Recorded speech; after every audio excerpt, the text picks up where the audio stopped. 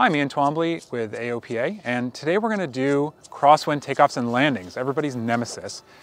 But they're really important to learn. The technique is really not hard, you just need to practice it. So it's keep the nose straight with rudder, laterally with aileron, and unfortunately it's not really windy today, but that doesn't matter because you have to use that pro crosswind input anytime you fly with any amount of wind. AOPA keeps flying safe, accessible, and fun by protecting your freedom to fly. We are the most trusted one-stop resource for all things related to general aviation. Become an AOPA pilot today. With crosswind takeoffs, I think part of the challenge a lot of people have is they might understand the technique, but they're afraid almost to apply the amount of input you need to apply. So the technique is not difficult. There's no need to overcomplicate it. You don't need to get into the whole crab or slip argument because there really is no argument. You crab on final and then slip into the landing.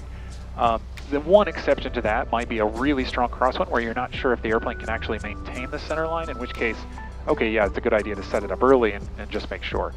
But most of us aren't flying in winds like that. So assuming you're flying in a normal wind, the thing to do is crab down final, slip over the runway. Now with the takeoff, the way I think to train your brain to make sure that you're always going to do this correctly is you start with ailerons completely into the wind, to the stop. So the yoke's going to be full over into the wind, track with center line with the rudder. As you accelerate, you'll continue to track with the rudder and then slowly bring out that aileron. And the reason to do this is it I think, sets your brain in the mindset of saying, okay, well, there's a crosswind, we're going to apply a pro crosswind input, and we're going to keep it there until we're in the air and we can establish the crab. Because I think what most pilots do is they don't put in enough control input and they end up almost always flying downwind of the crosswind. You can see it, you know, if you stood at the end of the runway on a windy day, you would see an airplane go over and over and over again downwind.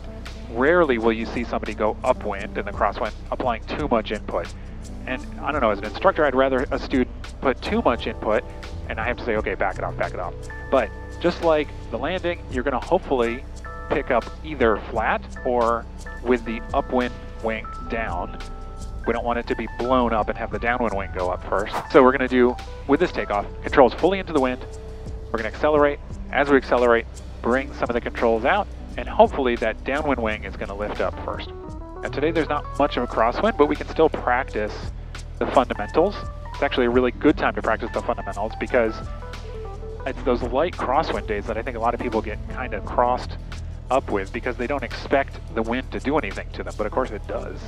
You don't need much of a wind to impact the airplane. Now our winds are a little swirly here at Carroll County today. On this windsock close to us, we show it coming left to right. Down there, kind of the same, maybe straight down the runway. So you get set, going straight down the runway. I see the winds coming pretty much from left to right, so I'm going to go full aileron into the wind. And as we accelerate, I'll start to slowly bring it out.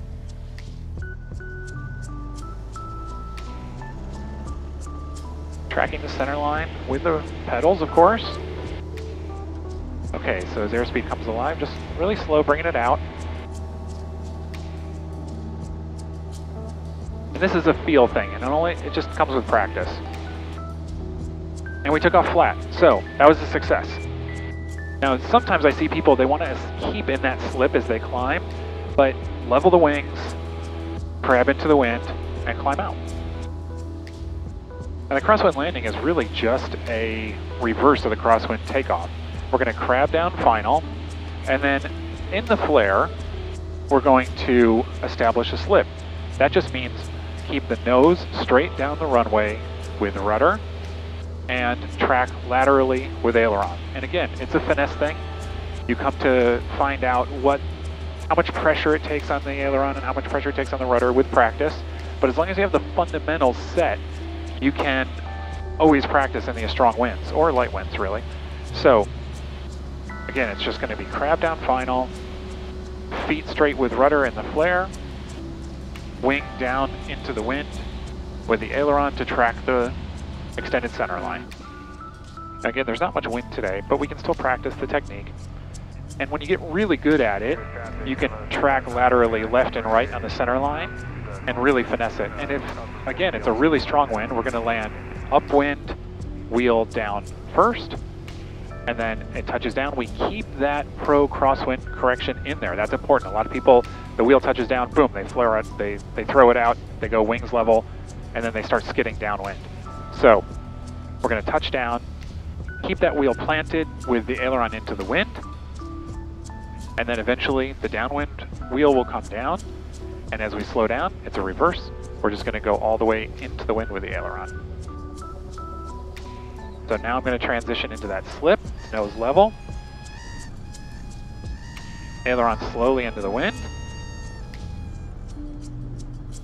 Now we got all the wheels down. As we slow down, aileron fully into the wind. Doesn't matter if the crosswind's 2 knots or 20, that's exactly how you do it every time.